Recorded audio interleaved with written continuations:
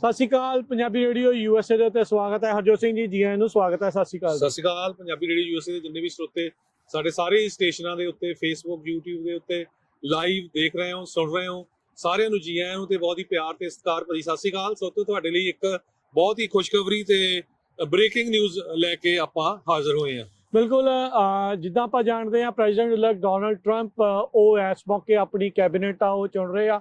ਵੱਖ-ਵੱਖ ਬੰਦਿਆਂ ਨੂੰ ਉਹ ਨੋਮੀਨੇਟ ਨਾਮਜ਼ਦ ਕਰ ਰਹੇ ਆ ਵੱਖ-ਵੱਖ ਅਹੁਦਿਆਂ ਦੇ ਉੱਤੇ ਰਹਿਣ ਦੇ ਲਈ। ਹਰਮੀਤ ਕੌਰ ਢਿੱਲੋਂ ਦਾ ਨਾਮ ਵੀ ਉਹਨਾਂ ਦੀ ਕੈਬਨਿਟ ਦੇ ਵਿੱਚ, ਉਹਨਾਂ ਦੀ ਐਡਮਿਨਿਸਟ੍ਰੇਸ਼ਨ ਦੇ ਵਿੱਚ ਉਹ ਆਇਆ ਆ, ਜੋ ਕਿ ਜੋ ਡੋਨਲਡ ਟਰੰਪ ਆ ਉਹਨਾਂ ਨੇ ਸਿਵਲ ਰਾਈਟਸ ਦੇ ਕੇਸਾਂ ਨੂੰ ਲੈ ਕੇ ਅਸਿਸਟੈਂਟ ਅਟਾਰਨੀ ਜਨਰਲ ਦੇ ਤੌਰ ਦੇ ਉੱਤੇ ਉਹਨਾਂ ਨੂੰ ਨਾਮਜ਼ਦ ਜਿਹੜਾ ਉਹ ਕੀਤਾ ਆ। ਹਰਮੀਤ ਢਿੱਲੋਂ ਬਾਰੇ ਹਰਜੋਤ ਸਿੰਘ ਜੀ ਦੱਸਦੇ ਜਾਈਏ, ਚੰਡੀਗੜ੍ਹ ਦੀ ਬੋਰਡ ਨਾਲ ਅਮਰੀਕਾ ਦੇ ਵਿੱਚ ਇੱਥੇ ਪੜ੍ਹੀ ਆ, ਲਾਅ ਦੀ ਉਹ ਇੱਕ ਬਹੁਤ ਤਗੜੀ ਇੱਕ ਲਾਇਰ ਵੀ ਹੈਗੀ ਆ। ਸੈਨ ਫਰਾਂਸਿਸਕੋ ਬੇਸਡ, ਬੇ ਏਰੀਆ ਬੇਸਡ ਉਹਨਾਂ ਦੀ ਪ੍ਰੈਕਟਿਸ ਹੈਗੀ ਆ। ਤੇ ਇਸ ਦੇ ਨਾਲ ਨਾਲ ਇਹਨਾਂ ਨੇ 2016 ਤੇ 2024 ਦੇ ਵਿੱਚ, ਇਸ ਸਾਲ ਦੇ ਵਿੱਚ ਜਦੋਂ ਰਿਪਬਲਿਕਨ ਕਨਵੈਨਸ਼ਨ ਹੋਈ ਸੀ ਉਸ ਦੇ ਵਿੱਚ ਸ਼ੁਰੂਆਤ ਅਰਦਾਸ ਨਾਲ ਕੀਤੀ ਸੀ। ਇਹ ਉਹੀ 2 ਸਾਲ ਨੇ ਜਿਹਦੇ ਵਿੱਚ ਡੋਨਲਡ ਟਰੰਪ ਹੁਣਾਂ ਦੀ ਜਿੱਤ ਹੋਈ ਸੀ। ਸੋ ਡੋਨਲਡ ਟਰੰਪ ਹੁਣਾਂ ਦੇ ਬਹੁਤ ਸਾਰੇ ਜਿਹੜੇ ਕੇਸਿਸ ਦੇ ਵਿੱਚ ਹਰਮੀਤ ਕੌਰ ਢਿੱਲੋਂ ਆ ਉਹ ਆਪਣੀਆਂ ਸਰਵਿਸਿਜ਼ ਦਿੰਦੇ ਆਏ ਆ, ਉਹ ਉਹਨਾਂ ਦੇ ਲਈ ਕੇਸ ਜਿਹੜੇ ਲੜ ਰਹੇ ਆ ਤੇ ਉਸ ਦੇ ਲਈ ਉਹਨਾਂ ਨੂੰ ਡੋਨਲਡ ਟਰੰਪ ਹੁਣਾਂ ਨੇ ਹੁਣ ਸਿਵਲ ਰਾਈਟਸ ਦੇ ਲਈ ਅਸਿਸਟੈਂਟ ਅਟਾਰਨੀ ਜਨਰਲ ਦੇ ਤੌਰ ਦੇ ਉੱਤੇ ਨਿਯੁਕਤ ਕੀਤਾ ਆ। ਹੁਣ ਤੋਂ ਕੁਝ ਮਿੰਟ ਪਹਿਲਾਂ ਹੀ ਇਹ ਜਿਹੜੀ ਨਾਮਜ਼ਦਗੀ ਆ ਉਹ ਹੋਈ ਆ, ਇਹਨਾਂ ਨੂੰ ਨਾਮਜ਼ਦ ਕੀਤਾ ਗਿਆ ਆ। ਸੋ ਬਿਲਕੁਲ ਡੋਨਲਡ ਟਰੰਪ ਉਹਨਾਂ ਨੇ ਆਪਣੇ ਟਵੀਟ ਦੇ ਵਿੱਚ ਲਿਖਿਆ ਹੈ ਵੀ ਮੈਂ ਬਹੁਤ ਖੁਸ਼ ਹਾਂ ਨੋਮੀਨੇਟ ਕਰਨ ਦੇ ਲਈ Harmeet Kaur Dhillon as a assistant attorney general for civil rights at the US department of justice.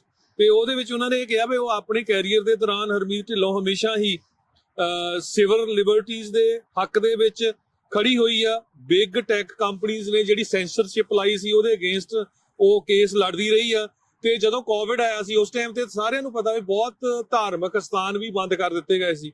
ਇਸ ਨੇ ਉਹ ਚਰਚਾਂ ਦੇ ਕੇਸ ਲੜੇ ਸੀ ਜਿਹਦੇ ਵਿੱਚ ਕ੍ਰਿਸਚੀਅਨ ਨੂੰ ਆਪਣਾ ਪ੍ਰੇ ਨਹੀਂ ਕਰਨ ਦਿੱਤੀ ਜਾ ਰਹੀ ਸੀ। ਉਸ ਤੋਂ ਬਾਅਦ ਉਸਨੇ ਬਹੁਤ ਸਾਰੀਆਂ ਕਾਰਪੋਰੇਸ਼ਨਸ ਨੂੰ ਸੂ ਵੀ ਕੀਤਾ ਸੀ ਤੇ one of the top lawyer ਹੈਗੇ ਆ ਮੁਲਕ ਦੇ ਵਿੱਚ। ਬੇ ਏਰੀਆ ਦੇ ਸਾਰੇ ਲੋਕ ਹਰਮੀਤ ਕੌਰ ਢਿੱਲੋਂ ਨੂੰ ਜਾਣਦੇ ਹੀ ਆ। ਆਪਣੀ ਜਿਹੜੀ ਲੜਕੀ ਇਹ ਹੈਗੀ ਆ ਤੇ ਡਰਮੌਟ ਕਾਲਜ ਤੋਂ ਗ੍ਰੈਜੂਏਟ ਆ ਤੇ ਉਹ ਤੋਂ ਬਾਅਦ university of Virginia law school ਦੇ ਉੱਤੋਂ ਉਹਨਾਂ ਨੇ ਕਲਰਕ ਕੀਤਾ ਸੀ US 4th circuit court of appeals ਦੇ ਵਿੱਚ। ਟਰੰਪ ਉਹਨਾਂ ਨੇ ਸਪੈਸ਼ਲੀ ਲਿਖਿਆ ਵੀ Harmeet is a respected member of the Sikh religious community. ਤੇ ਉਹਨਾਂ ਨੇ ਕਿਹਾ ਵੀ ਸਿੱਖ ਰਿਲੀਜੀਅਸ ਕਮਿਊਨਿਟੀ ਦੀ ਬਹੁਤ ਹੀ ਉਹ ਰਿਸਪੈਕਟਡ ਮੈਂਬਰ ਹੈਗੀ ਆ।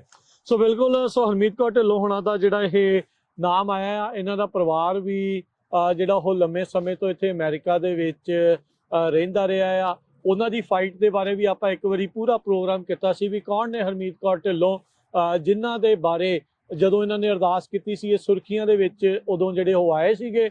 ਸੋ ਇਸ ਵਾਰ ਪ੍ਰੈਜ਼ੀਡੈਂਟ ਟਰੰਪ ਨੇ ਐਡਮਿਨਿਸਟ੍ਰੇਸ਼ਨ ਦੇ ਵਿੱਚ ਸਿਵਲ ਰਾਈਟਸ, ਜੋ ਕਿ ਆਮ ਲੋਕਾਂ ਦੇ ਆਮ ਜਿਹੜੇ ਹੱਕ ਹੁੰਦੇ ਨੇ, ਹੱਕ ਹਕੂਕ ਹੁੰਦੇ ਆ, ਉਹਨਾਂ ਨੂੰ ਲੜਨ ਦੇ ਲਈ, ਉਹਨਾਂ ਦੇ ਲੜਨ ਵਾਸਤੇ ਜਿਹੜੇ ਅਸਿਸਟੈਂਟ ਅਟਾਰਨੀ ਜਨਰਲ ਦੇ ਤੌਰ ਦੇ ਉੱਤੇ ਇਹਨਾਂ ਨੂੰ ਨਾਮਜ਼ਦ ਕੀਤਾ ਆ।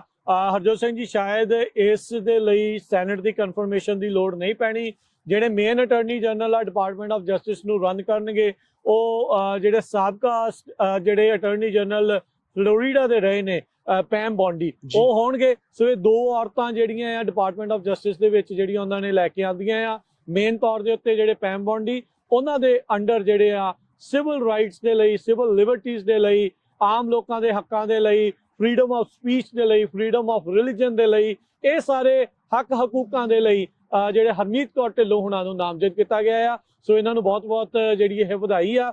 ਇੱਥੇ ਇੱਕ ਚੀਜ਼ ਜਿਹੜੀ ਇਹ ਵੀ ਨਾਲ ਚੰਗੀ ਗੱਲ ਇਹ ਆ ਵੀ ਹਰਮੀਤ ਕੌਰ ਢਿੱਲੋਂ ਸਿੱਖ ਸਟਰਗਲ ਨੂੰ ਵੀ ਜਾਣਦੇ ਆ, ਸਿੱਖ ਫਰੀडम ਸਟਰਗਲ ਨੂੰ ਵੀ ਜਾਣਦੇ ਆ।